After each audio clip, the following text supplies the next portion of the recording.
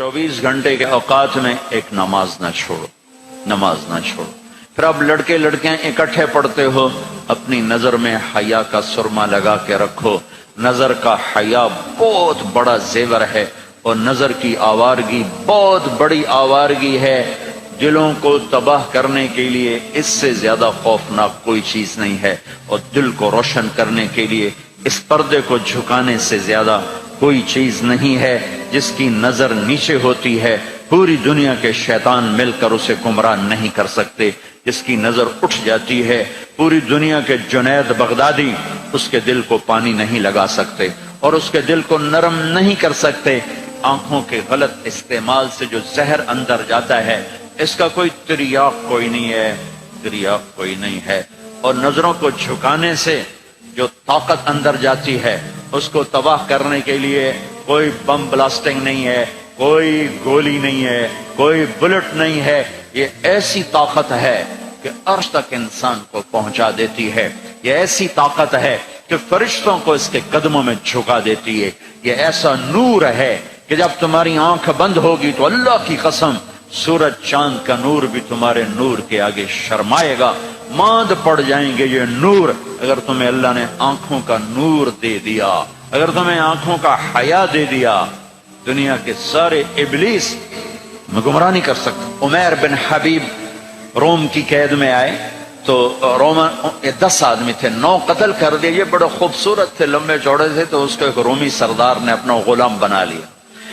फिर उसने कहा कि अगर तू ईसाई हो जाए तो मैं अपनी बेटी भी देता हूं, अपनी रियासत भी देता हूं। तो उन्होंने फरमाया कि सारा मुल्क अरब भी दे दे और मुल्क रोम भी दे दे, मैं एक पल के लिए भी अपना दीन नहीं छोड़ सकता।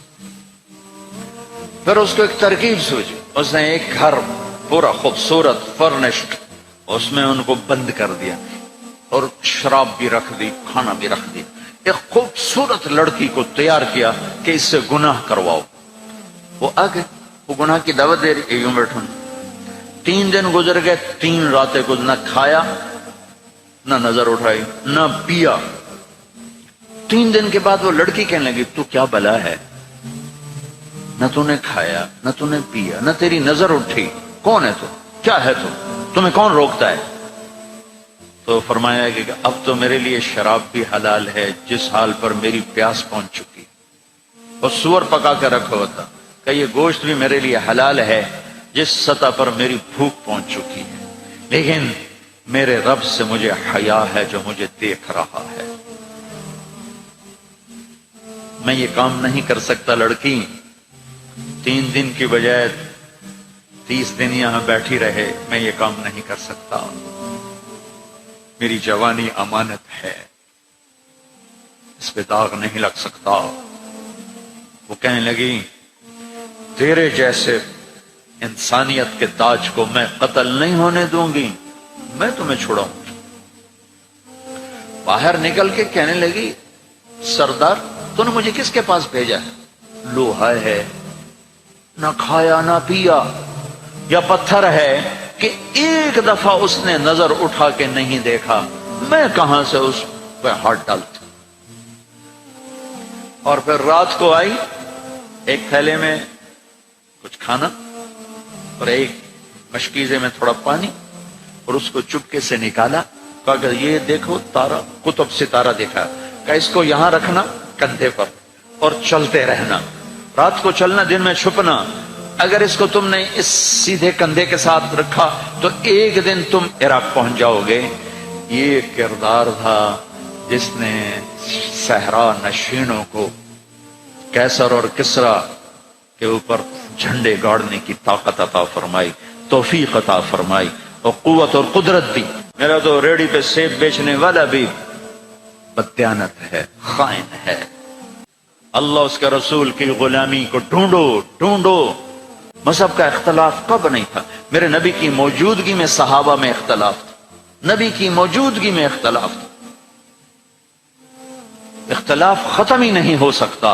मोहब्बत करना सीखो, मोहब्बत करना सीखो, मोहब्बत करना सीखो। तुम अपने नबी की सीरत उठा के देखो, मुनाफिकों को गले लगाया। अब्दुल्ला बिन उबई मरने के करीब हुआ। अब्दुल्ला बिन उबई غلیظ ترین انسان، اور جہنم کے سب سے نیچے ابو جہل اوپر ہے، عبداللہ بن ابی نیچے ہے، ابو جہل اوپر ہے، عبداللہ بن ابی اس سے نیچے ہے، لیکن اس نے اسلام کا لبادہ اوڑھا۔ میرے نبی کیا عام آدمی، میرے نبی کو تو سارے منافقوں کا پتا تھا کہ کون کون ہے، باقی صحابہ کو نہیں پتا تھا کہ کون ہے، لیکن عبداللہ بن ابی کے بارے میں سب کو پتا تھا یہ منافق ہے۔ اس کے بیٹے آ گئے، وہ صحابی تھے، کہ یا رسول اللہ میرا باپ مر رہا ہے، آپ جنازہ پڑھائیں گے؟ کہا ہاں پڑھاؤں گا۔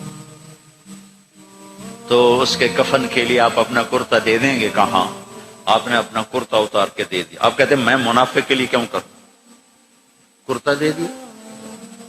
وہ مر گیا تو اس کے جنازے پہ کھڑے ہو گئے، حضرت عمر سامنے آ کے کھڑے ہو گئے، یا رسول اللہ یہ کون ہے پتہ ہے؟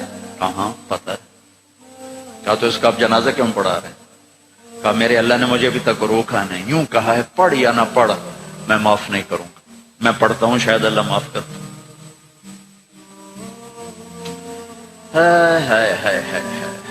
ایک جگہ تھا وَإِن تَسْتَغْفِرْ لَهُمْ 70 مَرَّةً فَلَن يَغْفِرَ اللَّهُ لَهُمْ، اے میرے نبی 70 دفعہ پڑھ دے جنازہ میں پھر بھی معاف نہیں کروں گا۔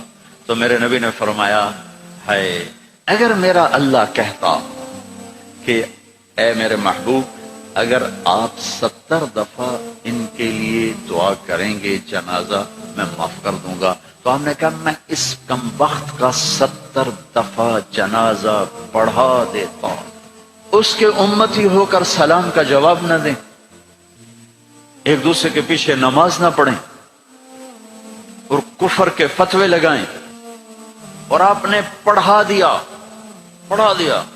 اور فرمایا ابھی مجھے اللہ نے روکا نہیں، اختیار دیا ہے شاید بخشا جائے۔ وہ اس کی میت کو لے کر گئے تو جلدی نکل گئے، اب ذرا پیچھے رہ گئے تو اس کو قبر میں اتار دیا تھا، ہم نے کہا باہر نکالو، اس کی میت کو باہر نکالا، اپنا لعاب اپنی انگلی پہ لگایا اور اس کے منہ میں ایسا ڈالا کہ شاید اللہ اس کی تو فعل اس کی بخشش فرما دے۔ اس منظر کو دیکھ کر 100 منافق کلمہ پڑھ گئے، 100 منافق کلمہ پڑھ گئے۔ میرے بچوں ایسے علماء کا اعلی کار مت بنو جو تمہیں دست و گرے باں کر دیں، جو تمہیں مسلمان کو کافر پیش کریں۔ مسلمان بنو، مومن بنو، مسلمان بنو۔ اللہ نے ہمارا نام یا مسلم رکھا یا مومن رکھا، میرا تیرا تعارف ایمان ہے، اسلام ہے۔ ایک دوسرے سے ایسی نفرت، امت تو ختم ہو گئی، گروہ بن گئے، فرقے بن گئے، ٹکڑے ٹکڑے ہو گئے۔ تو اللہ کی مدد کس پر آئے؟ کس پر آئے؟ کیوں آئے؟ ادھر مذہب کے نام پہ نفرت اور ادھر تہذیب کے نام پہ ننگا پن اور ناچ آوارگی۔ کدھر اللہ کی مدد آئے؟ مسلمان بن کے رہو، اپنے حوصلوں میں تمہارے ان بچوں میں کوئی آپس میں لڑا ہوا ہو ابھی اٹھ کے گلے لگنا، کہ میرے نبی کا فرمان ہے 2 مسلمان لڑ پڑیں پھر 3 دن تک صلح نہ کریں تو میری طرف سے یہودی مریں عیسائی مریں، مجھے ان کی کوئی ضرورت نہیں ہے۔ اور ہر پیر اور جمعرات کو اللہ کی بارگاہ میں اعمال پیش کیے جاتے ہیں، اعمال پیش کیے جاتے ہیں۔ جب 2 مسلمان، 2 عورتیں، 2 مرد، 2 نوجوان، 2 لڑکیاں، 2 لڑکے، 2 بھائی، 2 پڑوسی آپس میں لڑے ہوئے ہیں، سلام دعا نہیں ہے، جب تک یہ توبہ نہیں کرتے مجھے ان کا کوئی عمل قبول نہیں ہے۔ میرے بچوں میں نے حوصل لائف گزاری ہے، ہم تو جانور تھے اور اس زمانے میں ایسے تبلیغ کا کام بھی نہ تھا۔ میں نے تمہیں پہلے بتایا کہ 2-3 لڑکے اقبال حوصل کے لان میں نماز پڑھ رہے ہوتے تھے، وہ باغیچے میں، نماز کا کسی کو پتہ ہی نہیں تھا۔ اب تو ماشاءاللہ بہت بہار ہے، لیکن ایک بات یہ تھی کہ مذہب کا بھی پتہ کوئی نہیں جانتا تھا، فرقہ کیا ہوتا ہے، اور یہ وہ فرقہ ہے، یہ وہ فرقہ ہے، سب مسلمان بن کے رہتے تھے، ہوتے غافل تھے، پتہ کچھ نہیں تھا۔ تو آج تو ماشاءاللہ بہت بیداری ہے، اللہ تعالیٰ آپ کو جزائے خیر عطا فرمائے۔ محبت سے رہو، الفت سے رہو، نفرتوں سے۔ ہماری آپس میں لڑائیاں ہوتی تھی، مذہب کے نام پر نہیں، ویسے ہی وڈا کون ہے، میں وڈا دا میں چودھری دا میں وڈا ذمہ دار دا پتر، میں وڈے ذمہ دار دا پتر، اس پہ لڑتے تھے. ویسے کہ کبھی مذہب کے نام پہ ہو، اور ایسا کبھی نہیں تھا. ہمارے ایک وارڈن آئے طالب صاحب رحمت اللہ علیہ، بڑے نیک استاد تھے لیکن تھے بڑے سخت. یہ استادوں سے کہتا ہوں ڈنڈے نہ اٹھاؤ، محبت کے پھول دو. وہ استاد نہیں ہے جس کے نہ آنے کی کمی طلبہ محسوس نہ کر کہ آج ہمارے ٹیچر نہیں آئے یار. اور جب ٹیچر نہ آئے کہ شکر ہے کوئی نہیں آئے، جان چھٹی. اب شکر ہے یونس صاحب دی کالی ٹوپی نظر نہیں آ رہی، جان چھٹی. وہ استاد نہیں ہے. باپ گھر میں داخل ہو اور بچے ادھر چھپ رہے ہوں کہ ہیڈ ماسٹر آ گیا ہے، پیو نہیں ہیڈ ماسٹر آ گیا ہے، تو وہ باپ نہیں ہے، ناکام باپ ہے. ناکام باپ ہے جس کو دیکھ کر بچے لپکیں نہیں، بڑے یا چھوٹے. جس ماں کی کمی کو اولاد محسوس نہ کرے، جس باپ کی کمی کو اولاد محسوس نہ کرے، وہ ناکام والدین ہیں. ڈنڈا سختی یہ میرے نبی کا طریقہ نہیں ہے. محبت محبت محبت.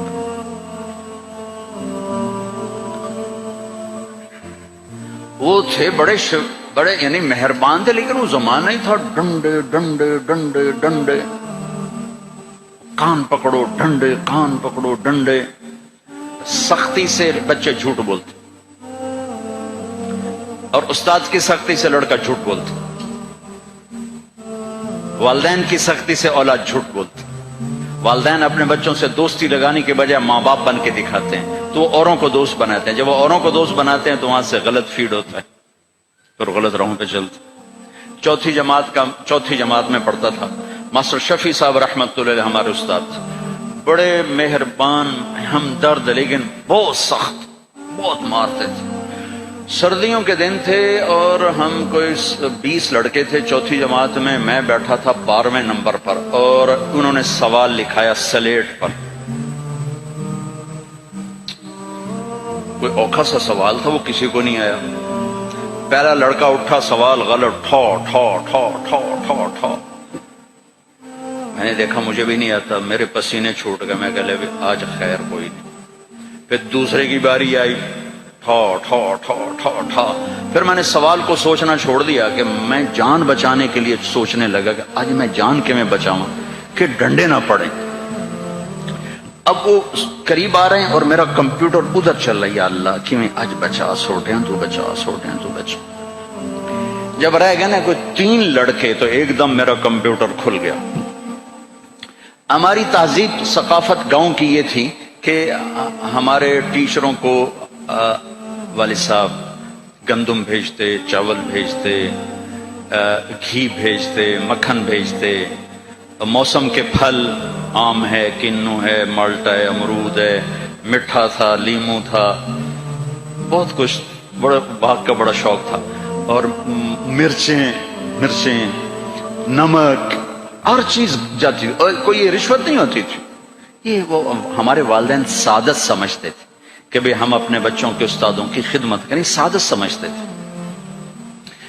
اب میں سوچ میں پڑا بھئی اب میں کیا کروں. تو کوئی موسم کا پھل سامنے کوئی نہیں، کنک بھی کوئی نہیں، چاول بھی کوئی نہیں. ہن میں کی کرا؟ تو مجھے یاد آیا کہ مرچیں ہیں. میں اٹھا، جب 3 رہ گئے، چوتھا میں، تو میں اٹھا. میں کہا استاد جی ابا جی آندے پیان کل مرچاں توڑے گھر اپڑ جیسا. انہوں نے کہا ٹھیک ہے میرا پتر، ٹھیک ہے، تو بہ جا، تو بہ جا. میں ڈنڈوں سے بچ گیا. یہ جھوٹ مجھے کس نے بلوایا؟ میرے استاد نے بلوایا. بچہ تو ایک یہ پھول ہوتا ہے، اس کو یوں تھپڑ مارو تو یہ مسئلہ جائے گا.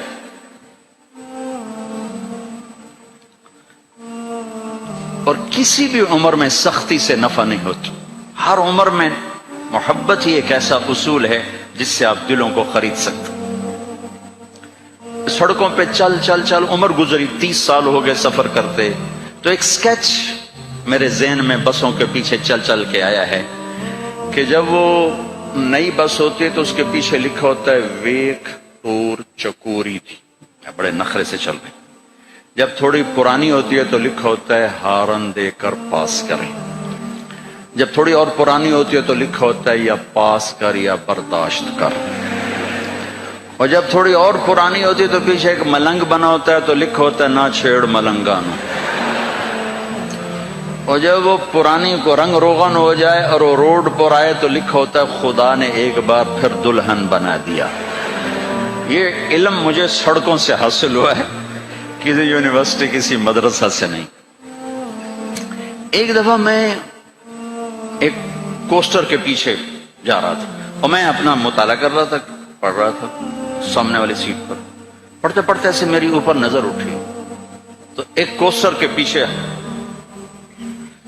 گاڑی تھی، میری نظر پڑی تو اس کے پیچھے 2 بول لکھے ہوئے تھے، 2 جملے۔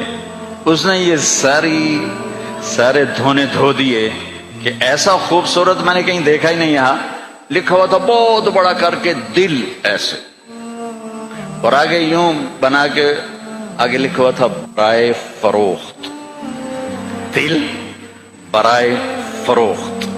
دل کے نیچے لکھا ہوا تھا قیمت، آگے لکھا تھا ایک میٹھا بول، ایک میٹھا بول۔ یہ ماں بولے، یہ ٹیچر بولے، یہ باپ بولے، یہ دوست بولے، یہ بھائی بولے، یہ پڑوسی بولے، دشمن بھی بولے گا تو آپ اس کے ہو جاؤ گے، کہ دل چیز ہی ایسی